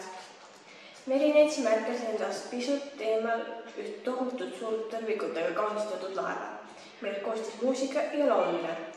Siis lendasid raketid taevasse ja valgustasid seda, nagu oleks päev. Laavale lähemale minnes nägi väike merineitsi üht ilusat printsi, kes tähistas parasjagu oma sünnipäeva, nagu temagi. Äkitselt läks taevas tumedaks ja puhkes tugev torm. Väljas hakkas müristama ja tõusid suured lained. Meremehed jooksid hirmult mööda laeva ringi. Torm läks nii hulluks, et lainetega jooksuv laev mõranes ja hakkas uppuma. Merineitsi sukeldus otse kohe vette ja leidis merepõhjast lamamas teaduseta printsi. Ta pidi ta päästma. Neiu ujus noormehest kõvasti kinni hoides nii kiiresti kui suutis.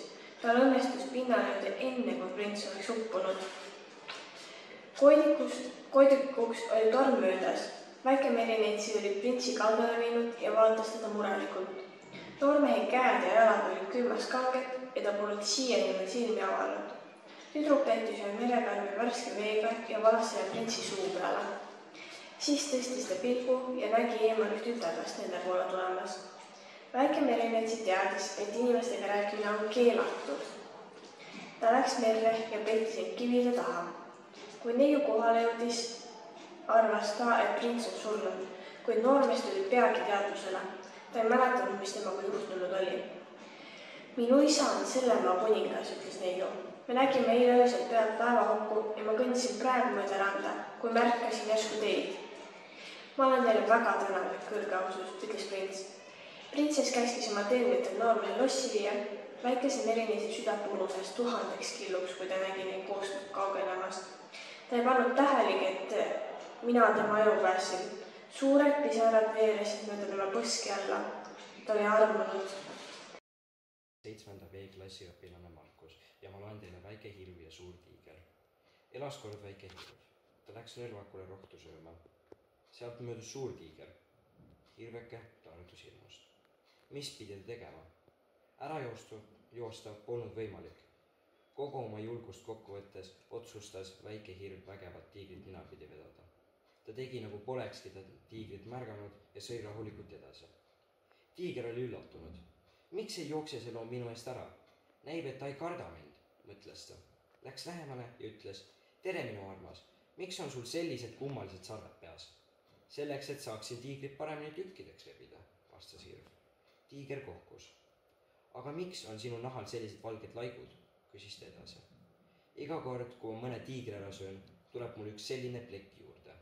Vaata mind ainult, ma on juba nii palju tiigreid söönud, et ma oma valgeid laike enam lugedagi ei jõua. Tiiger jooksis minema nii ruttu, kui jalad võtsid. Ta jooksis ja jooksis, kuni tuli vastu rebane. Võimas tiiger, miks sa nii jooksed, küsis rebane üllatunult. Tiiger vaatas hirmunult ringi, kui ta nägi, et teda keegi ei jälita, jutustas ta, mis juhtunud oli. Rebane naeris ta välja. Sinu õudne loom ei olnud keegi muu kui väike hirv. Ta tüssas sind. Võta mind oma selga ja lähme koos hirve juurde, siis sa näed, et mul on õigus. Kui hirm mõlemaid tulemas nägi, taipas ta kohe, mida rebane tiigrile rääkinud. Nüüd nad tahavad mind kinni võtta, mõtles ta. Aga ta ei kaotanud ka seekord rahu ja hüüdis kõvasti. Tere päevast, armas vend rebane. Ma tänan sind. Alles eile teotasid, et tood mulle suure tiigri. Mind rõõmustab, et sa oma sõna pidasid. Millise ilusa tiigri sa tõid. Nüüd alles saame maitsva lõunasöögi. Kui tiiger seda kuulis, haaras ta rebase raevunud lõugade vahele ja kadus sealt ümber vaatamata.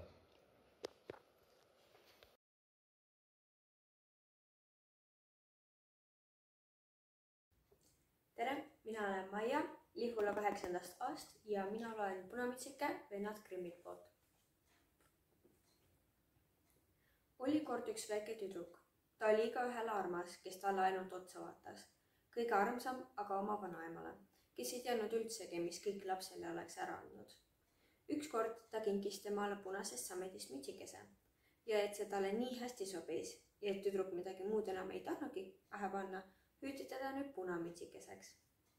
Ühel päeval ütles talle ema, tule punamütsike, siin on sulle tükk kooki ja pudel marjajooki. Vii see vanaemale, ta on haige ja nõrk ning see kosutab teda. Asu teele enne kui palavaks läheb ja kui juba väljas oled, siis mine ilusti ja ära tee pealt kõrvale jookse. Muidu kukud maha ja teed pudeli katki ning vanaema jääb kõigest ilma. Ja kui sa tuppa astud, siis ära unusta tere hommikust ütlemast ning ära vahi kohe nurki mööda ringi. küllap juba püüan kõik hästi teha, ütles Punamütsike ja andis talle seepeale kätt. Vanaema aga elas päris metsa sees, poole tunni tee kaugusel külast. Kui nüüd Punamütsike metsa vahele jõudis, tuli talle hunt vastu. Punamütsike ei teadnud, mäherdune kuri loom see on ja ei kartnud teda. Tere, Punamütsike, ütles hunt. Tere, hunt. Kuhu nüüd nii vara, Punamütsike? Vanaema juurde. Mis sa seal põlle all kannad? Kooki ja marjajooki. Eile küpsetasime, sest haige ja nõrk vanaema peab ometi paranema ja end millegagi kosutama. Punamütsike, kus su vanaema elab? Veel oma tubli veerand tunnist tee kaugusel metsa sees. 3 suure tamme all, seal seisab tema maja, allpool on pähklipuuhekid. Seda sa ju peaksid teadma, ütles Punamütsike. See noor õrn olend on rasvane suutäis, küllap sa maitseb paremini kui vanaid, mõtles hunt endamisi. Peab kavalasti pihta hakkama, et mõlemad kätte saaksin.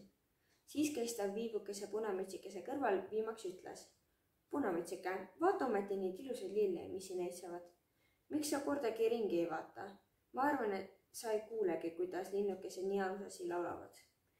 Sa lähed ju omaette edasi, otse kui läheksid kooli ja ometi on väljas metsast nii lõbus. Punamütsike tõstis silmad üles ja kui ta nägi, kuidas päikesekiired siia-sinna puude vahelt läbi tantsisid ja kõik kohad olid täis ilusaid lilli, mõtles ta. Kui ma vanemale värske lillekimbu kaasa viin, teeb see talle ka rõõmu. On nii vara alles ja ma siiski õigeks ajaks sinna jõuan. Ta jooksis teel kõrvale metsa lilli otsima ja kui ta ühe oli murdnud, arvas ta kaugemale teise veel ilusama seisvat ja jooksis sellele järele ning sattus aina sügavamale metsa. Hunt aga läks otse teed vanaema maja juurde ja koputas uksele. Kes see on seal väljas? Punamütsike, ta toob kooki ja marjajooki. Tee lahti. Vajuta ainult lingile, hüüdis vanaema. Olen liiga nõrk ja ei saa üles tõusta. Hunt vajutaski lingile. Uks kargas lahti. Hunt läks ilma sõna lausumata otse vanaema voodi juurde ja neelas ta alla. Siis pani ta endale vanaema riided selga. Seadis vanaema tanu pähe, heitis vanaema voodisse ja tõmbas eesriided ette. Punamütsike aga oli lilli korjates ringi jooksnud ja kui ta nii palju koos oli, et ta ühtegi rohkem pooleks saanud kanda, tuli talle vanaema jälle meelde. Ta asus teele. Tüdrukuke imestas, et uks oli lahti ja kui ta tuppa astus, tundus talle seal nii imelikult kõhe, et ta mõtles, sammu taevas, kuidas mul täna süda nii kartlikuks läheb ja muidu olen ometi nii hea meelega vanaema juures. Ta hüüdis tere hommikust, aga ei saanud vastust. Seepeale läks voodi juurde ja tõmbas eesriided kõrvale. Seal vanaema lamaski.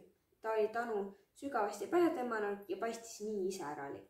Oh vanaema, miks sul nii suured kõrvad on? Et sind paremini kuulda. Oh vanaema, miks sul nii suured silmad on? Et sind paremini näha. Oh vanaema, miks sul nii suured käed on? Et sind paremini haarata. Aga vanaema, miks sul nii koletu suur suu on? Et sind paremini nahka panna. Vaevalt oli hunt seda öelnud, kui tegi hüppe voodist välja ja neelaski vaese Punamütsikese alla. Kui hunt oma isu oli kustutanud, heitis ta uuesti voodisse. Jäi magama ja hakkas väga valjusti norskama. Juhtus parajasti jahimeesmajast mööda minema ja mõtles, kuidas vanaemand küll norskab. Peaks õige vaatama, kas tal ehk midagi vaja on. Eks ta siis astunudki tuppa ja kohe kui voodi ette jõudis, siis nii nägi. Selles lamas hunt. Siit ma su leiangi, sa patukott, ütles ta. Olen sind kaua otsinud. Nüüd tahtis ta püssi palge panna, kuid sealt torkas talle meelde, et hunt võis olla vanaema alla neelanud ja teda saab ehk veel päästa. Ta ei tulistanud, vaid võttis käärid ja hakkas magaval hundil kõhtu lahti lõikama.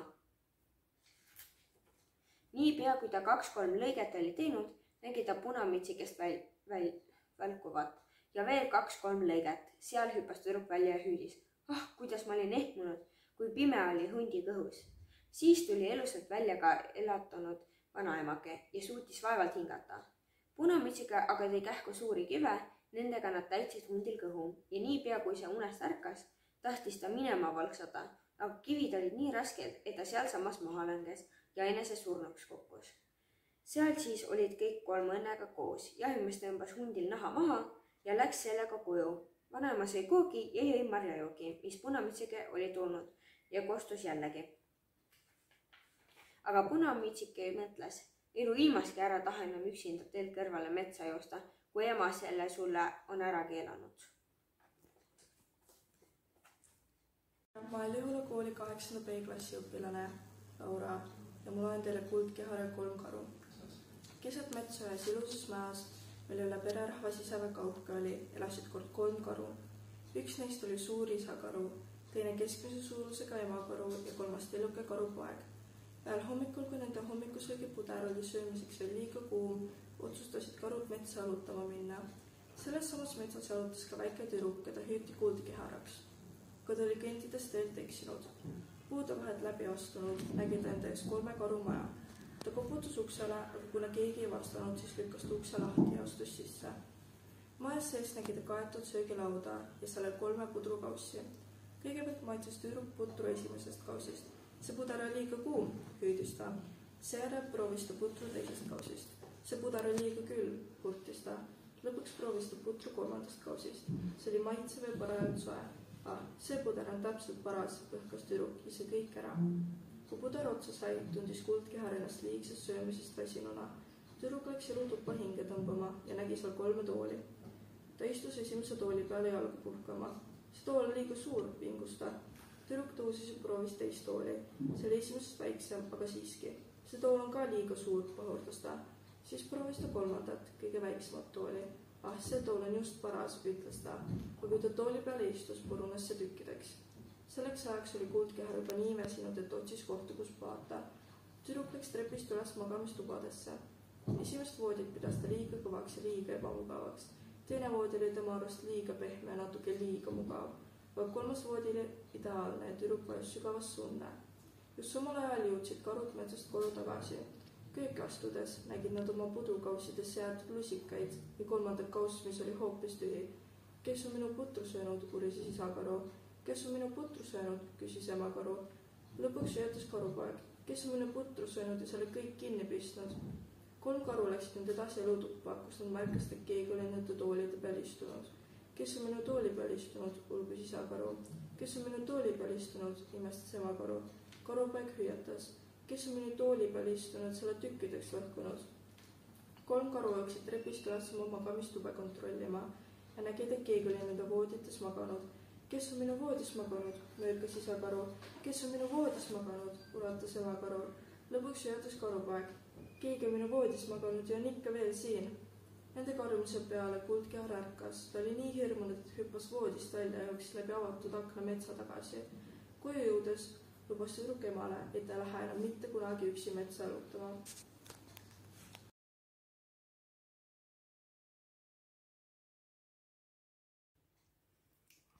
Tere, olen Theresa Lepp 9. A-klassist ja loen teile ette muinasjutu Inetu pardipoeg. Nagu igal suvel haudus pardiema jälle oma mune. Missugused nad sul seekord välja kukuvad, kallis naabrinaine, uudistas hanemammi. Imeilusad, nagu alati, nad on kindlasti väga võluvad. Sa oled väga tubli, mitte ei taipa, mis imed sa oma munadega teed. Mõne päeva pärast tulidki munast 4 imeilusat pardipoega välja. Ainult kõige suurem muna jäi terveks. Pardiema muutus kärsituks. Lõpuks koorus suurest munast inetu ja kohmakas pardipoeg. Pardiemal tõusis naabrinaiste pilgete peale häbi punapalge. Ta hakkas inetut pardipoega halvasti kohtlema. Ka vennakesed hoidsid temast eemale. Pardipoeg oli väga õnnetu. Ühel päeval karistas pardiema teda ülekohusetult. Pardipoeg ütles endale, kui keegi mind siin ei armasta, lähen minema. Ta käis tundide viisi, kordagi puhkamata.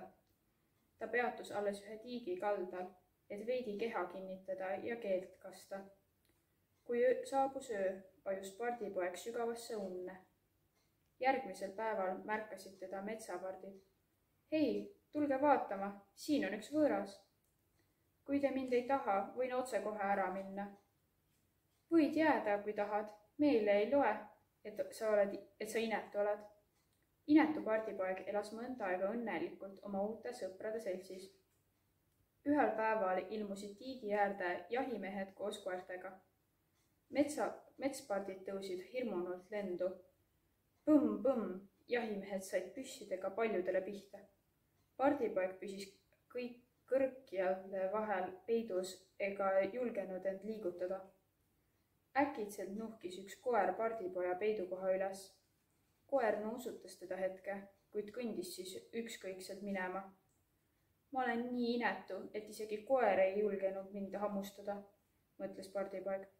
Paistab, et inetusest on mõnikord veidi kasu ka. Seal on üks maja. Lähen sinna vihma eest varju. Ohoo, Part, tule sisse, muidu saad märjaks. Mul on kass ja kana, kes muneb mulle iga päev ühe muna. Kui sina munema hakkad, saan ka pardimune. Inetu pardipoeg oli aga poiss ega saanud seepärast muneda. Vana naise meelel heaks oli ta siiski nõus proovima. Vilets lugu, püüan kõigest väest, aga ühtki muna ei tule.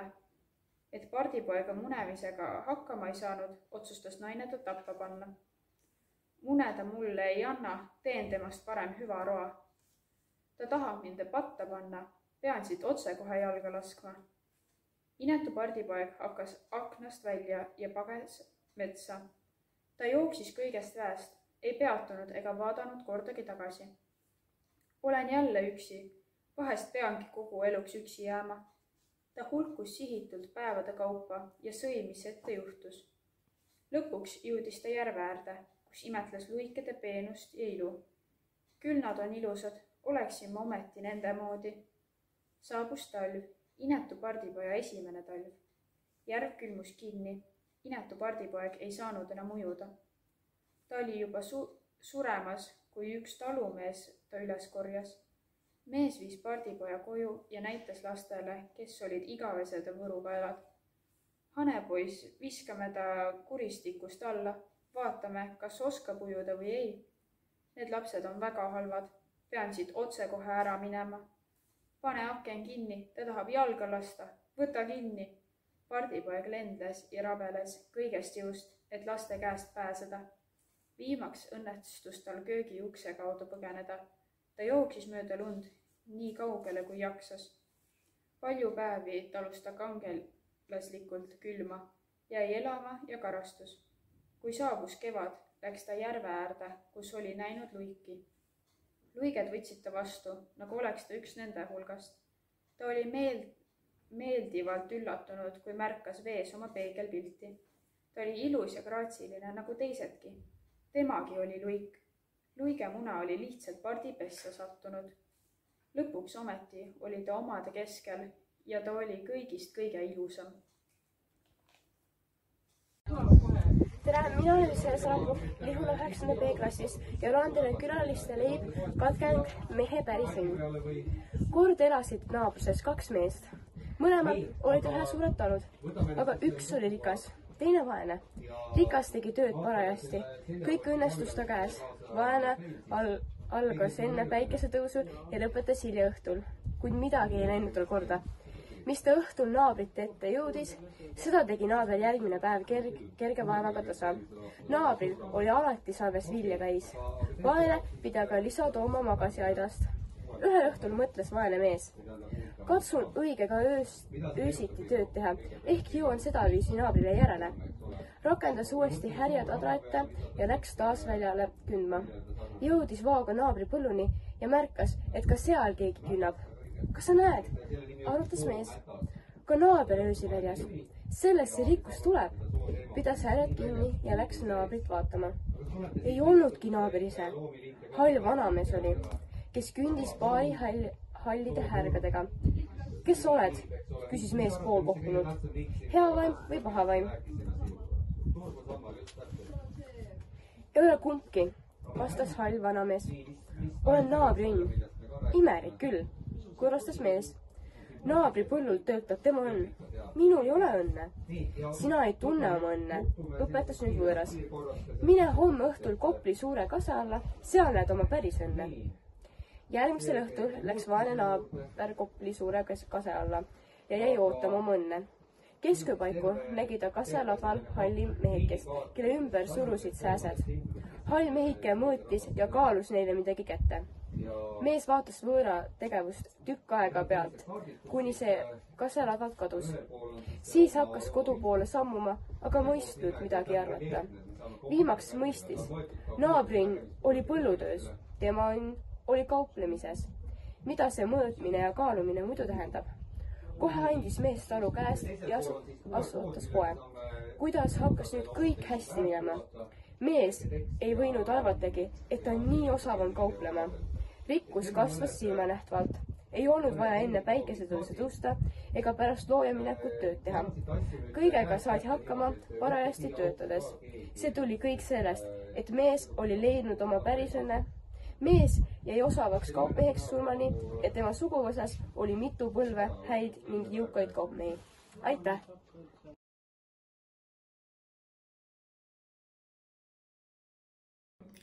Tere, mina olen Lihula 10. klassi õpilane Mairo ja ma loen ette lugu kommipoe vaimust. Kas te tunnete kommipoe vaimu? Pisikest rõõmsameelset olendit, kes on kujult nagu sefiiripall.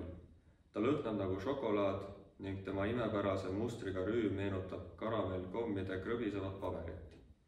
Just niisugune vaim elas vanapargi tillukeses kommipoes. Tema nimi oli Tirlims. Kommipood ise oli nagu väikene loss. Akendeks värvilisest klaasist poolkaared, nagu sidruni ja apelsini lõigud. Tirlims oli näinud, kuidas tema tuttavad lapsed kasvasid ja neist isad-emad said, ning kuidas suureks sirgusid.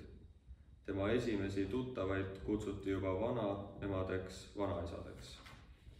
Ühel päeval, kui vanaema Miralda, Tirlims mäletas teda veel kõhna patsidega tüdrukuna, kes väga armastas patsilaad. Oma Joosepit lasteaeda viis, nägi ta kurba pilti. Kommipoeke oli kadunud.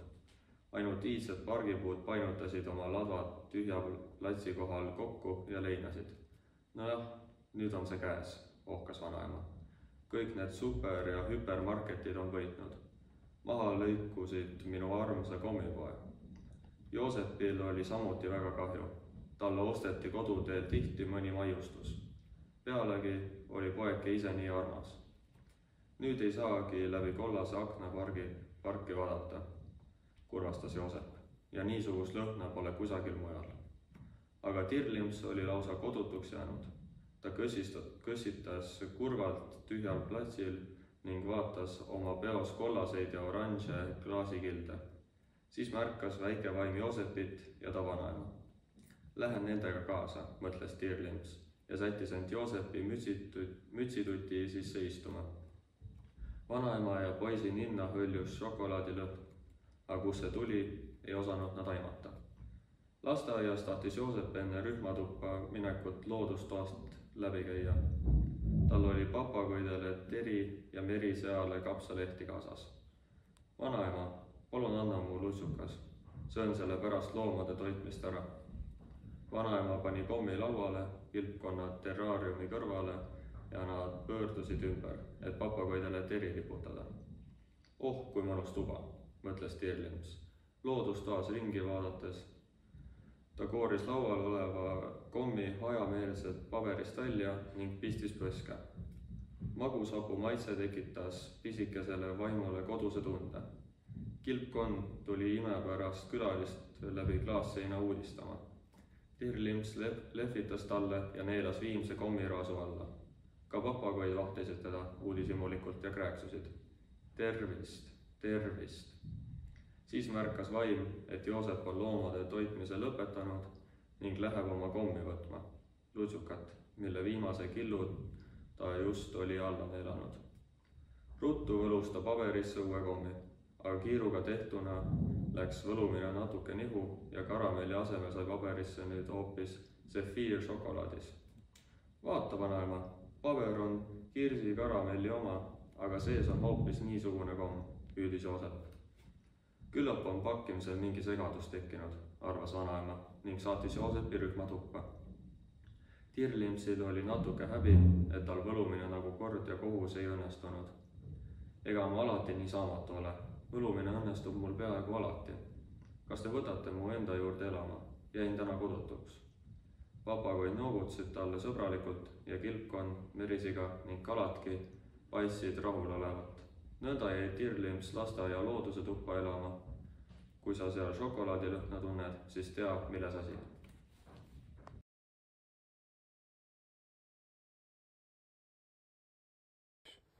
Printsess ja hernetera, H.C. Andersen. Elas kord prints, kes tahtis endale printsessi naiseks võtta, kuid see pidi olema tõeline printsess. Ta asus teele, et otsida teda laiast maailmast, kuid halb õnn jälitas printsi. Palju oli geni kuningatütreid, kuid millest saad aru, et tegemist on õige printsessiga. Kõigil jäi nagu midagi puudu, keegi polnud päris ehtne printsess. Tusasena jõudis kuningapoeg koju tagasi. Ühel õhtul möllas hirmus torm, välku lõi ja vihma kallas nagu aavarrest. Keegi koputas lossi uksele ja vana kuningas läks avama. Ukse taga seisis printsess, kuid armas jumal, milline ta välja nägi. Vesi voolas ta juustest ja riietest, kingad olid täiesti märjad ja porised ja see olend kinnitas, et ta on ehtne printsess. Saame näha, mõtles vana kuninganna, kuid ta ei lausunud midagi, vaid läks magamistuppa, veeretas kõik voodiriided sängist põrandale ja pani voodi põhjale hernetera. Siis tõi ta 20 madratsit, sättis need herne peale üksteise otsa ja nende peale veel 20 hahasulgedest patja. Sinna juhatati printsess ööseks magama.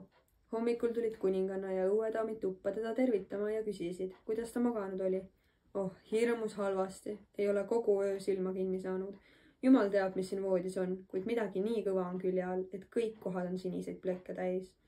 Nüüd said kõik aru, et nende ees on tõeline printsess. Läbi 20 madratsi ja udusolepadja oli ta tundnud hernetera. Nii õrna nahaga võis olla ainult tõeline printsess. Prints võttis ta endale naiseks, sest nüüd teadis ta, et on lõpuks leidnud ehtsa printsessi. Hernetera pandi harulduste kollektsiooni, kus seda võib veelgi näha, kui keegi pole ära näpanud. Eks olnud see üks juttude jutt.